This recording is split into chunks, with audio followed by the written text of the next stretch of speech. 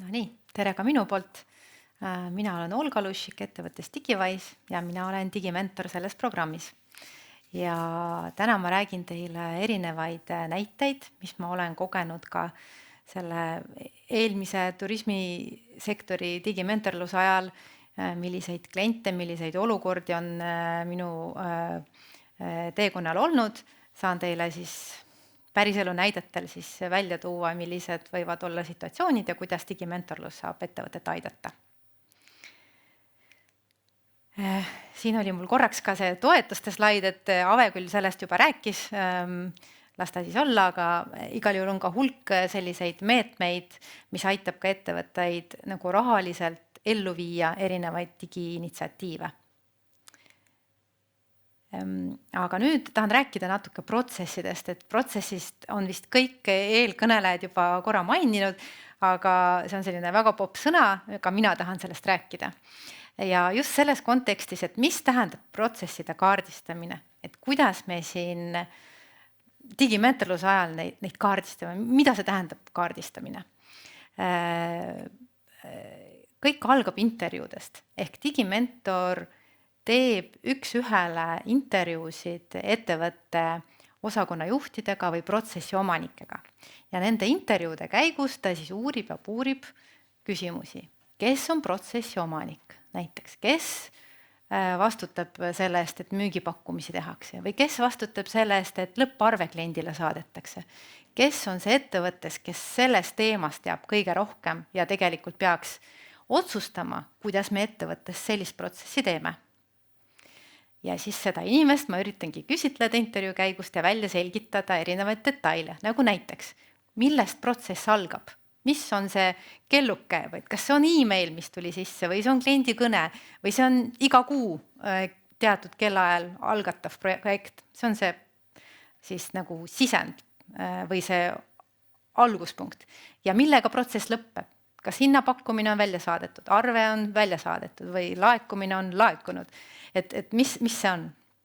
Ja siis me hakkame vaatama detailselt, mis on selle alguse ja lõpu keskel, mis on need tegevused, mis järjest peavad juhtuma selleks, et ühest emailist saaks hinnapakkumine. Ja kirjeldamegi need ära ja uurime, aga mis infosüsteeme me kasutame selle jaoks. Kas see on email, kas see on kellegi aju, kas see on mingi paber või on see hoopiski mingi tarkvara. Ehk siis kogu sellest teadmisest sünnib protsessi joonis. Me kasutame sellist spetsiaalset modelleerimise keelt, BPMN, ja kasutame ka selliseid tarkvarasi selleks, et sellel joonisel ära kujutada kõik need olulised elemendid, mis ma just rääkisin. Kes teeb, mis järjekorras, mida ta selleks kasutab. Ja miks neid jooniseid on vaja? Sest nendelt jooniseltelt on kõige paremini näha probleemide kitsaskohad. Me näeme, kuidas mingi protsess katkeb. Me näeme, kuidas üks ja sama fail liigub 3 inimese vahel ringi. Või me näeme, et kui paljudes kohtades me peame otsast peale millegiga alustama. Et need protsessi joonistavad aitavad meilt väga palju sellest, et aru saada, mis toimub ja mis on loogiline ja mis ei ole loogiline. Ehk siis me jõuamegi sinna probleemide kitsaskohtade juurde, mida me nüüd hakkame tulevikus siis välja mõtlema, et aga kuidas me need ära lahendame. Nüüd siin oli ka sellest juttu, et on olemas põhiprotsessid ja on olemas tugiprotsessid. Korraks ütlen, mida see tähendab. Põhiprotsess on siis selline igal ettevõttel unikaalne protsess, kuidas ta oma teenust kliendile pakub. Et igas ettevõttes on see omamoodi, et ei ole identseid ettevõtteid. Isegi hotellid saavad väga erinevaid teenuseid ega erinevalt pakkuda. Tugiprotsessid on sellised, mis on kapoti all, mida klient ei näe.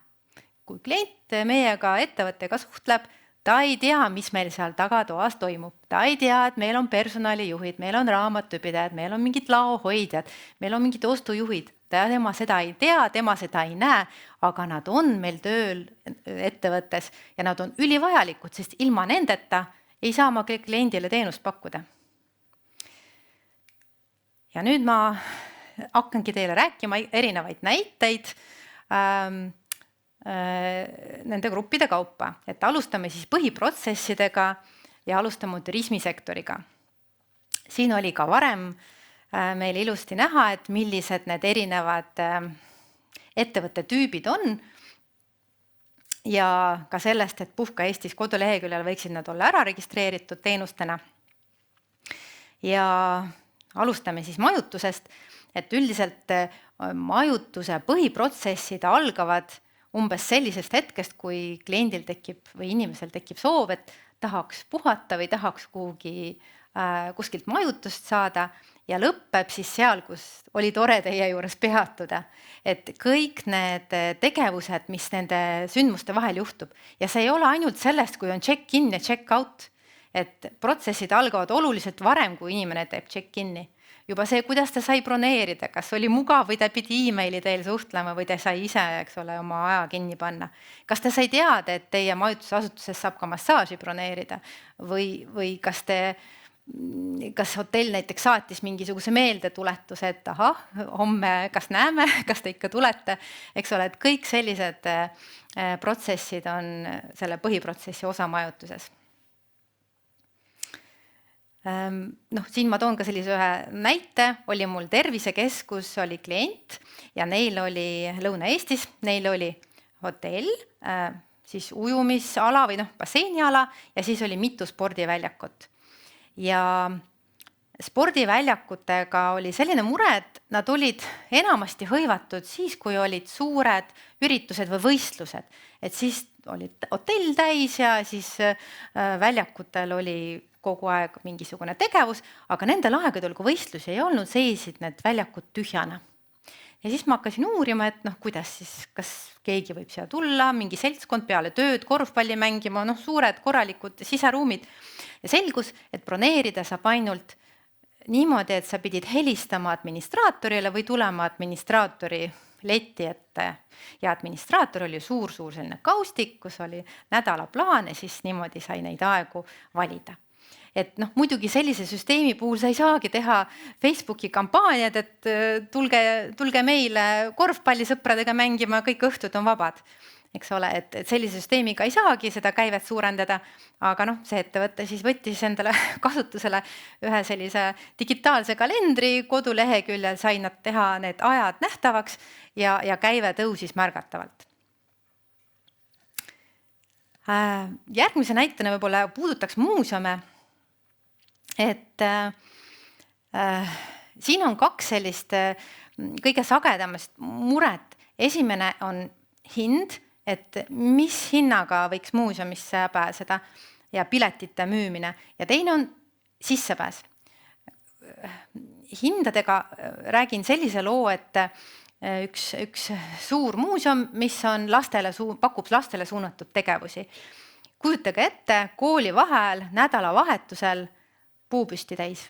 Ja kus juures mitte kõikidel kellaaegadel, vaid osadel kellaaegadel on väga populaarsed ajad 12–5, nii palju inimesi, et isegi kannatavad need inimesed, kes ikka sisse said, ikkagi kannatavad, kõik atraktsioonid on hõivatud. Ettevõte siis mõtles, et aga kas me saaksime teha sellist dünaamilist hinnakujundust, et selline, mis premeerib külastajaid sellistel kellaaegadel, kui on tühi maja, et saaks soodsamalt ja nendel aegadel, kus on väga palju inimesi, et siis võib-olla tõsta hinde, et tuleks vähem inimesi, sest nad ju kõik segavad üksteist. Et jällegi selline süsteem oli võimalik ainult siis, kui sa hakkad mõõtma, kui palju sul inimesi kohal on, kui palju on hetkel inimesi kohal ja see eeldas juba ka seda, et me teeme ka läbipääsusüsteemi automaatseks, et varem oli seal üks töötaja, kes istus ukse ees ja kontrollis piletit, lasi sisse. Kas ta sai kogu aeg arvutada, mitu inimest meil parasjagu sees on muuseumis? Ei saanud. Nad võtsid kasutusele väravad, inimene piiksutab oma pileti, tuleb sisse, süsteem iga hetk teab, mitu inimest praegu saalis on. Sai näidata välja koduleheküljele, praegu on muuseumi täituvus 90%. Äkki ootad paar tundi sellega, et siia tulema hakata. Või vastupidi, täituvus on 10%, tulge kõik, pilet on 5 eurot. Et selliseid lahendusi saab hakata mõtlema siis, kui meil on olemas andmed ja digitaalne piletimüügisüsteem. Veel räägin teile näiteid heaoluprotseduuridest. Et need on tavaliselt näiteks hotelli juures on spa, või siis eraldi massaažisalong, et siin on kõige sagedasem mured jällegi see broneerimine, millest ka Lauri rääkis. Ja teine on vabade aegade nagu haldus. Ma kohe räägin, mis ma mõtlen. Eelmisel talvel käisin ühes Ida-Viru spaas või hotellis, siis receptionis mulle öeldakse, et meil on spa ka, kas te tahate massaaži? Ma ütlen, muidugi tahan. Ja siis ma küsin, kas on tänaseks aegu. Ta ütles, et ma ei tea, aga te minge sinna teise hoone, seal on spa, seal on vastuvõtt, nemad saavad vaadata, kas on täna vabu aegu. Vihma sadas või lörtsi või midagi, mina muidugi sinna ei läinud, käive kaotatud. Et kuna neil ei olnud sellist digitaalset süsteemi, kus saaks vaadata, kas on täna vabu aegu, et siis käive ei saamata, nagu Lauri ütles, et lähed siis teise kohta seda massaaži saama, et sinna enam ei saanud minna. Jällegi, seda saab automatiseerida. Aga veel üks huvitav näide, et alati ei olegi vaja digilahendusi võtta kasutusele selleks, et parandada protsessi. Töötasin eelmisel aastal ühe ravispaaga ja neil on selline ärimudel, et väga palju kliente tuleb Soomest, tuleb bussiga, grupp 40 Soome pensionäri tulevad sellisele nädalasele ravispaa puhkusele. Ja nad majutatakse tubadesse ja siis nad kõik 40 lähevad arsti vastuvõtule ja arst siis määrab, et sul on vaja 3 massaaži ja 2 jalavanni ja 7 muuda protseduuri, et igale patsiendile siis määratakse või soovitatakse, et just temale sobivad protseduurid. Ja sellel arstil, tema vaatab seal infoprogrammist, millised kõik protseduurid on, linnutab kliendile nagu ära, mis tal on vaja, aga arstil seal mingit printeritega midagi ei olnud. Siis ta ütlebki, et aga nüüd palun mine administraatori juurde vastuvõtulauda ja pane aeg kirja. Ja siis inimene läheb sinna vastuvõtu juurde ja tegelevad nende 15 protseduuri aegade määramisega. Kuna neid on kokku 40-50 inimest, siis te võite ette kujutada, milline järjekord oli seal administraatori juures. Nüüd kogu olukorra lahendus oli selline, et raviarstide kabinetti pandi printerid. Ja just see hetk, kui raviarst linnukestega pani, et mitu mudavanni ja mitu massaaži mul on vaja, siis see süsteem pakkus ka aegu kohe mingisuguse põhimõttega. Prinditi inimesele välja see nimekiri, inimene läks välja oma koridori või tuppa, vaatas seda nimekirja, kui talle tundus, et mingi aeg ei ole talle sobiv, sest ta tahaks just joogat teha homme kell 11, tahaks ümber muuta, siis ta võis minna administraatori juurde vahetada seda aega. Aga need olid üksikud korrad. Enamustel kordadel need ajad sobisid ja administraatori juurde rohkem järjekorda ei olnud. Ehk siis ei pea olema alati mingisugune uus infosüsteem, vaid me võime lihtsalt teistmoodi oma protsessi üles ehitada. Nii, ja siin veel viimast näidet, ma räägin teile restoranist, et jällegi siin hakkavad juba näited korduma, aga see olukord ikkagi, et kui ma tahaks restorani lauda broneerida, ma tõesti ei tahaks emaili teel seda teha.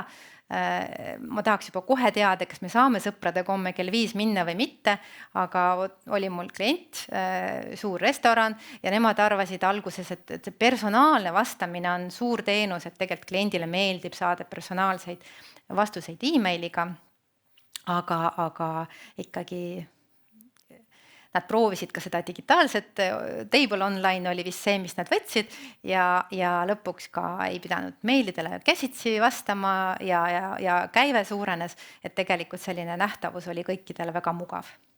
Veel võib-olla teine näide, mis ma hotellides või restoranides toon, on suvekohvikud. Et paljudel restoranidel, suvel on rohkem pinda, saab õues ka klienti teenindada. Kas see tähendab seda, et me peaksime kohe suvel rohkem palkama töötajaid selleks, et teenindada seda lisapinda? Ja tegelikult on sellised nutikad digimenüüd olemas, võib-olla te olete Vapianos käinud söömas, siis Vapianos kõikidel laudadel on QR-kood kleebitud. skaneerid telefoniga, näed menüüd ja saad menüüst tellida ja saad ka kohe ära maksta. Ehk siis kokkuvõttes teenindajaid on vaja ainult selleks, et laua pealt nõud ära viia ja tuua toiduained, aga ei ole vaja selleks, et keegi tooks sulle menüüd ja tuleks kassamasinaga sinu makset võtma. Et selliseid tegevusi saab kõik iseteeninduslikuks muuta ka. Nii, aga lähme nüüd loomesektori juurde. Nagu ka siin oli mainitud, et loomesektor on väga lai ja erinev sektor, aga mõned protsessid on väga sarnast liiki. Et ma tooks välja siin projekti juhtimise ja sisekommunikatsiooni. Et kuidas teha nii, et kui meil tuleb kliendi käest soov e-mailiga, et tahaks sellist maja või tahaks sellist ehet või tahaks tellida teilt diivanit, siis kuidas teha nii, et see meili kirjavahetus ei jäägi ühe müügiinimese mailboxi. Et kuidas teha nii, et kui see inimene tahab puhkusele minna, et ka teised kolleegid saavad teada, mis ehet on mulle lubatud ja mis maja ma tahtsin endale saada. Et kuidas teha nii, et sellest meilis infost, mis sinna koguneb, saab mingisugune süsteemne informatsioon, mida ka teised saavad kasutada ja minu projekti edasi teha. Sest me kõik tahame vahest puhkusele minna ja vahest juhtub, et jääme ka haigeks. Et mis siis teha, et kas ettevõte siis seisab ja projekt edasi ei liigu. Et ka siin on siis palju selliseid digitaalseid lahendusi, mis saab kasutusele võtta. Teine mure, mis on sarnane, on hinnapakkumiste tegemine. Et päris paljudes ettevõtetes olen näinud, kui palju müügimeeskond kulutab aega sellele, et koostada hinnapakkumine. Ja kui palju nendest alles töösse lähevad, et võib-olla 25% nagu õnnestub, 75% oli aja raiskamine, et kuidas teha nii, et hinnapakkumist saaks väga kiiresti teha. Ja siin ma võin teile ühe näite tuua ühest reklaamiagentuurist, kellega nüüd 2 aastat tagasi oli meil koostöö.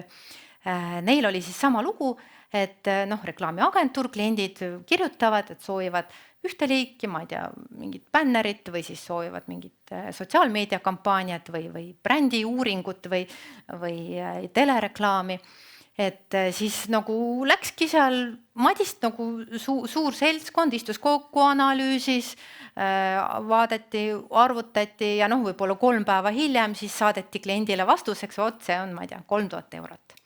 Nüüd selle ajaga võib-olla klient juba võttis konkurendi käest selle hinna pakkumise, sest 3 päeva võib-olla ta ei tahtnud enam oodata või keegi vastas palju kiiremini.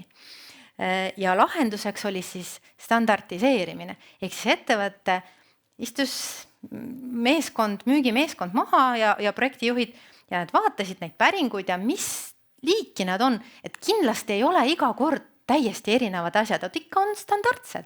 Et ikka selliseid asju tahetakse meid ja selliseid, et sa saad ikka need kategooriad välja mõelda.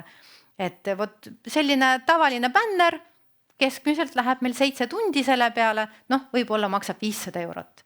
Et nad tegid sellised kategooriad läbi ja iga kord, kui tuli uus hinnapäring, nad vaatasid, et äkki see on väga sarnane mõne eeldefineeritud kategooriaga ja siis nad said kohe selle hinna öelda. Ja tegelikult oligi nii, et 80% päringutest olidki standardsed küsimused, mida inimesed küsisid. Ja võib-olla tõesti mõningate juures pidi pikemalt istuma ja analüüsima ja hinna tegema, aga väga paljudel juhtudel see hinnapakkumise väga kiiresti niimoodi välja saadetud. Ja hinnapakkumine võib ka selline olla, ütled vahemikku, et see on 1000 kuni 1200. Et täpsemini saab timmida siis juba hiljem, kui mingid nüansid on teada. Vot. Nii, vaatan aeg tiksub.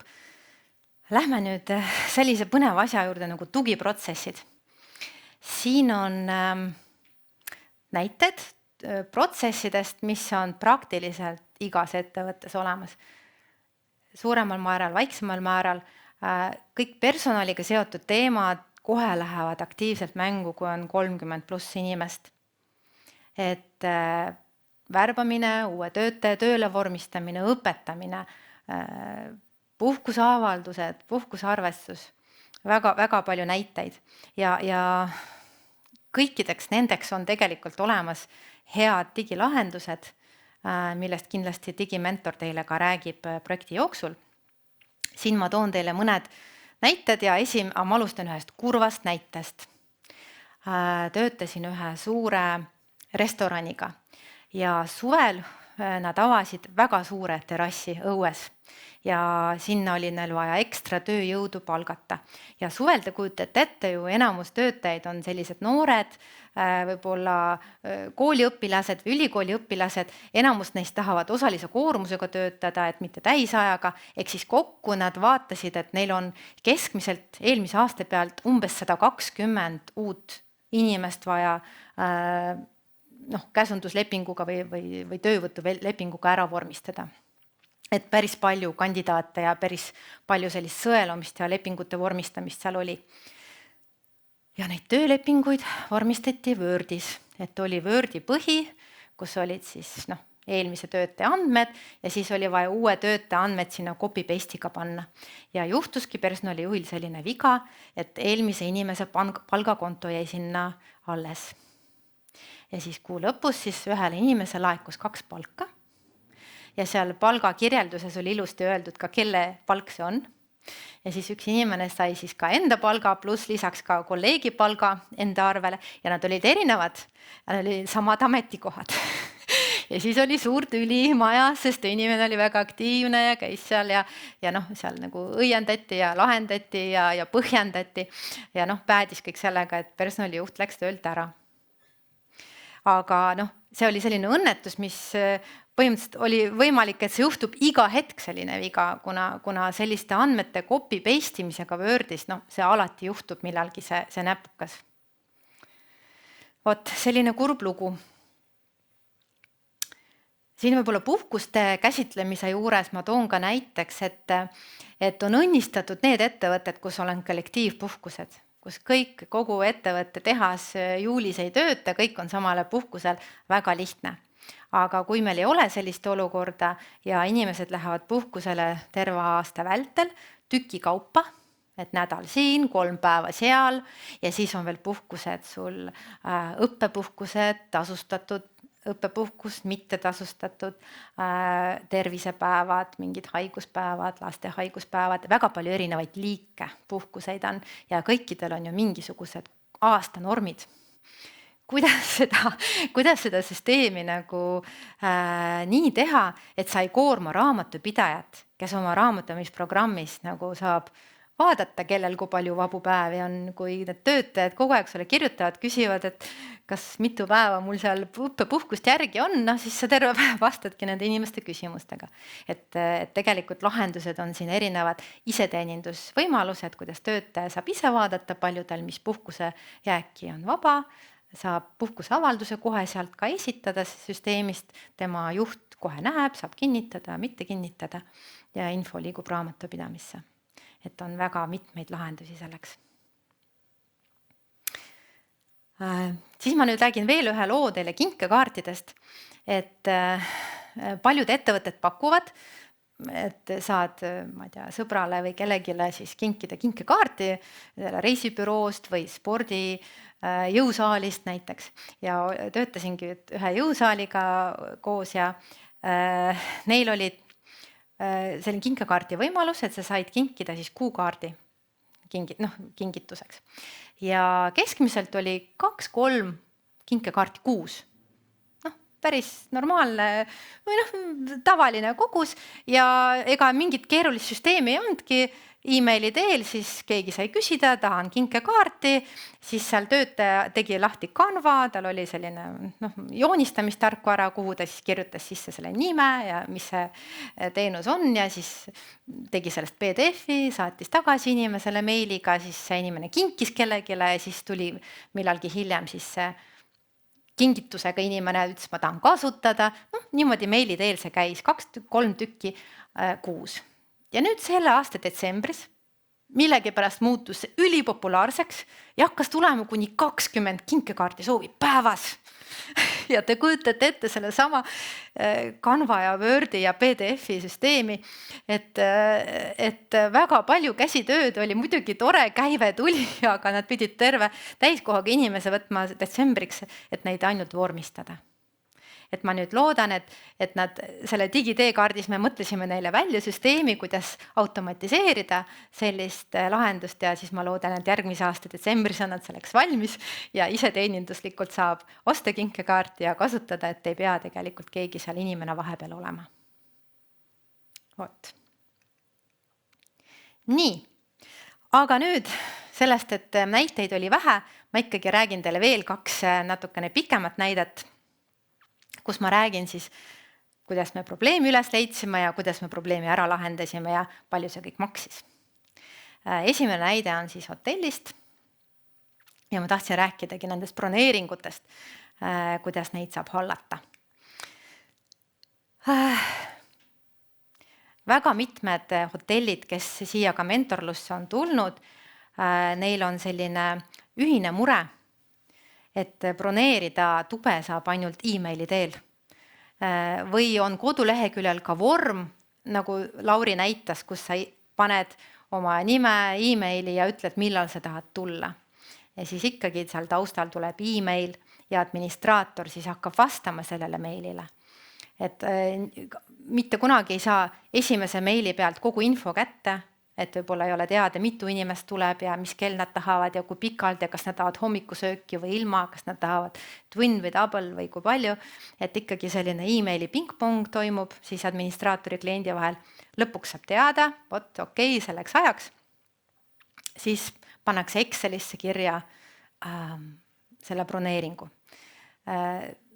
Selle ettevõtte juures, kelle näidet ma praegu räägin, neil oli selline süsteem, et sinna Excelisse võis panna ainult üks inimene, juhataja. Ehk siis meiliga administraator saatis juhatajale, vot Olga tuleb meil 12. märtsil siia, siis tema pani sinna Excelisse. Excel oli tema enda arvutis, C-kettal, kelle keegi sinna Excelisse rohkem ei pääsenud. Ja seetõttu siis kord nädalas printis ta selle Exceli välja, järgmise nädala broneeringud ja 5 administraatorit laua peale, nemad said siis vaadata, kes see nädal tuleb.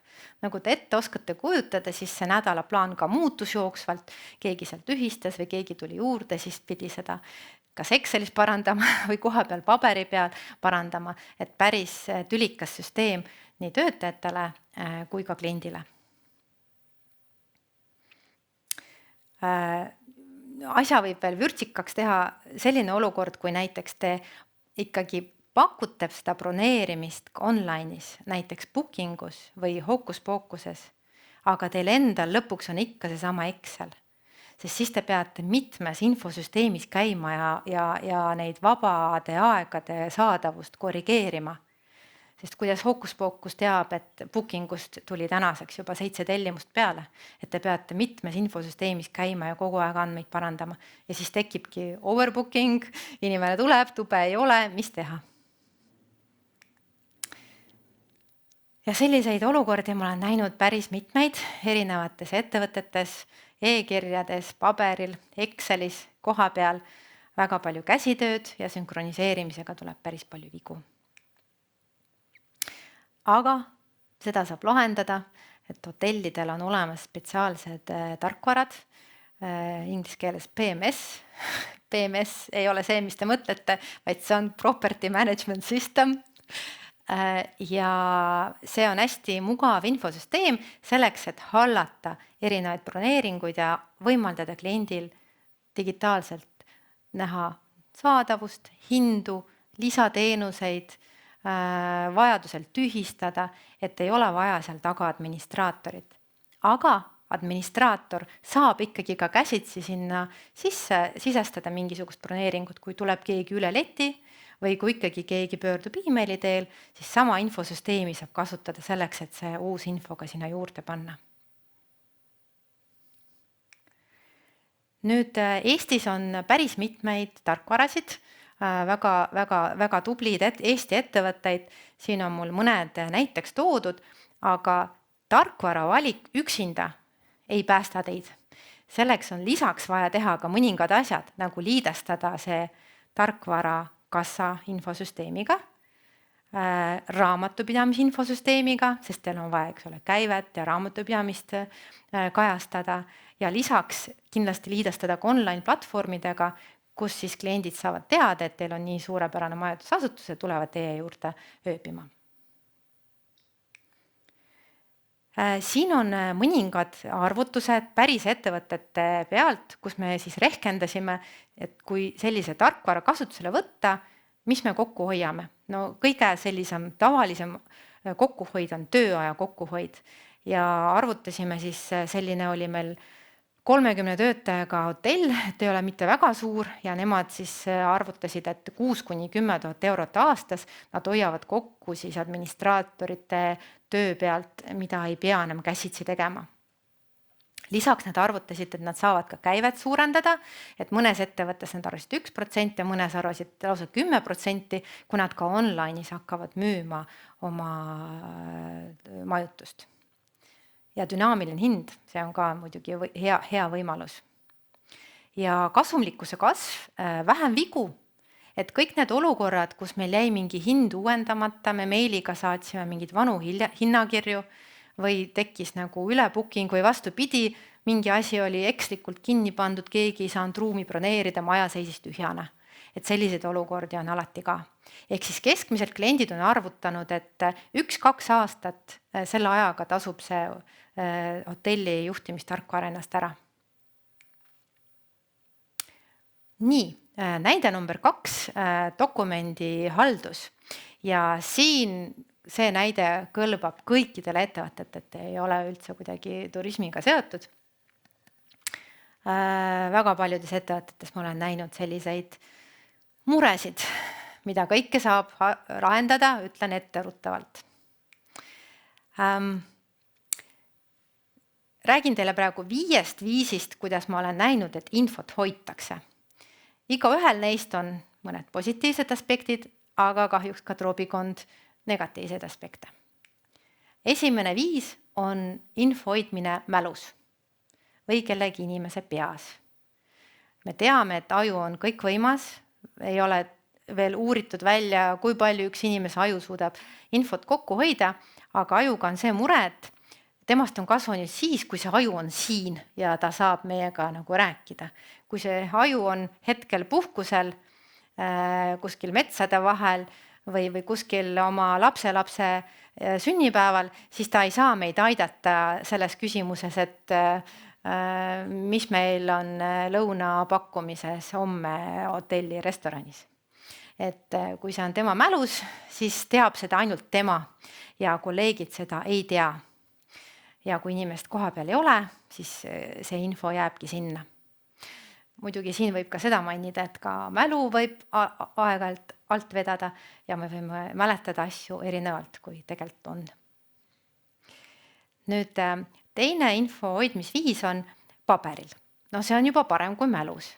Et paberil juba kirjas, eks ole, paberit saab kellegi teisele näidata, aga jällegi see paber on ikkagi siin toas ja kui mina olen kodukontoris, siis mina ju ei näe, mis seal selles kaustikus kirjas on, et kas spordisaal on homme kell 7 vaba või ei ole, seda näeb ainult see inimene, kes seda saab kaustikust vaadata.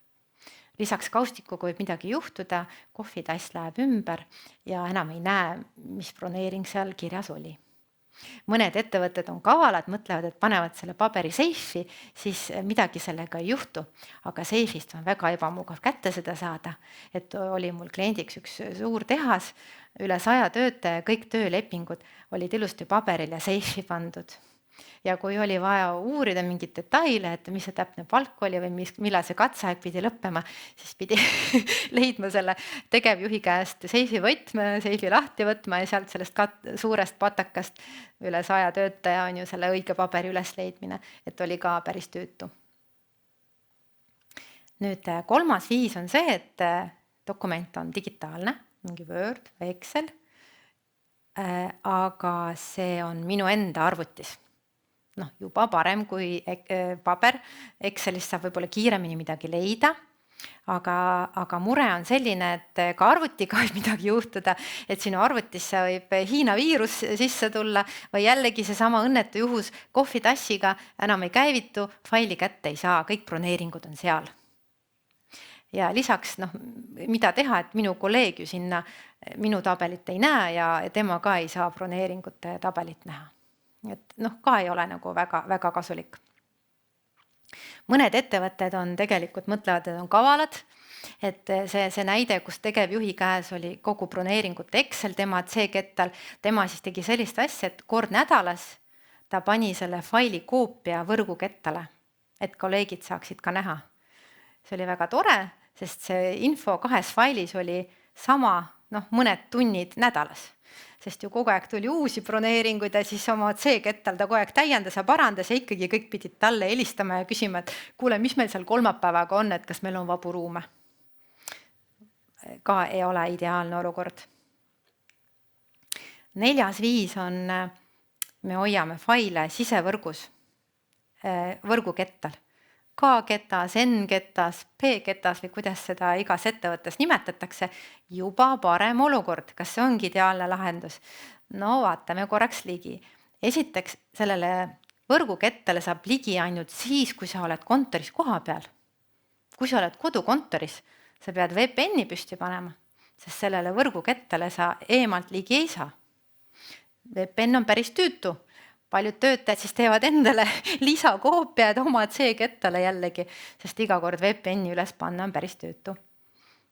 Teine mure on see, et kui te olete selliseid kettaid näinud, jube raske on mingit faili sealt leida, sest otsing otsib ainult faili nime järgi. Et ta ei saa faili seest midagi otsida, ta otsib ainult nimetuse järgi. Ja kui faili nimi on raport 1, kus sa saad teada, et see on kasumi aruanne eelmise kuu eest kohta. Et ei saagi enam teada, et seda õiget faili leida on väga-väga tülikas. 3. mure selle süsteemiga on see, et ühte faili saab ainult korraga üks inimene lahti teha. Et sina saad võib-olla seda töögraafiku faili teha lahti ja täiendada, aga sina enam ei saa. Sest ta on lukus, ta on read-only, et sa ei saa paralleelselt mitme inimesega ühe faili kallal tööd teha. Mis teha? Võt ei saa. Ja ma ei räägi juba varukoopiatest, et kes ikka sellest serverist varukoopiaid teeb ja kas üldse teeb ja ka sellega võib juhtuda mingisuguseid muresid. Nii, ja 5. olukord on e-mailid, et kõik meie firma dokumendid on meilides. Sina saadad mulle, leping on kliendiga e-mailis, arve on e-mailis, kliendi tellimus on e-mailis ja milline see e-mail nüüd viimane oli, mis see versioon viimane oli, mis see kliendi tellimuse versioon on nüüd see, mis peaks tootmisesse minema. Keegi ei tea, e-mail on väga palju. Jällegi, sina ei näe minu e-maile, mina ei näe sinu e-maile, samamoodi ebamugav. Nii, aga mis nüüd teha? Nii palju muresid. Ilmselt siin paljud noogutasid ka, et tuttav olukord ka teie ettevõttes. Mis nüüd teha? Aga tegelikult on olemas lahendused. Ja lahendus on pilvepõhine dokumendihaldus. See on väga mugav kasutada. Esiteks, sa saad failidele ligi igast seadmest, nii telefonist kui ka arvutist, ka kontoris olles ja kodukontorist olles saad failile ligi. Teiseks, otsida saad ka faili sisu järgi. Et kui faili nimi on raport 1, aga sees on suurte tähtedega pealkiri kasumi aruanne, siis see otsing kasumi aruanne annab ka selle faili leiab ülesse. 3. ühte faili saab mitu inimest korraga muuta. Et sina saad töögraafikut muuta ja sina saad oma osakonna töögraafikut muuta. Kõik me töötame ühes failis, kõik töötab ilusti. Faile varundatakse regulaarselt ja kui sina rikud faili ära, siis on võimalik eelmise versiooni taastada ja selle rikkumata versiooni tagasi tuua, et palju positiivseid lahendusi. Ja tarkvarapakkujaid on erinevaid, te kõik kindlasti teate Microsofti lahendusi, teate Google'i lahendusi, aga näiteks selline sümpaatne lahendus nagu Notion, väga kasutajasõbralik ja odavama hinnastamisskeemiga on ka olemas. Et neid lahendusi on tegelikult mitmeid. Ja ka siin oleme välja arvutanud siis ühe väiksema hotelli puhul rahalisse vääringusse pannud, kui palju aega kulub dokumentide otsimisele, faili otsimisele, tagajärgedega tegelemisele, kui me oleme näiteks disaininud sõrmuse vana joonise järgi, tegelikult kliendil oli mingi parandatud versioon sellest joonisest või skeemist, et kui palju erinevaid finantsmõõdikuid on sellega seotud. No vot, nüüd näidete sektsioon sai läbi, et kas on praegu mingeid küsimusi?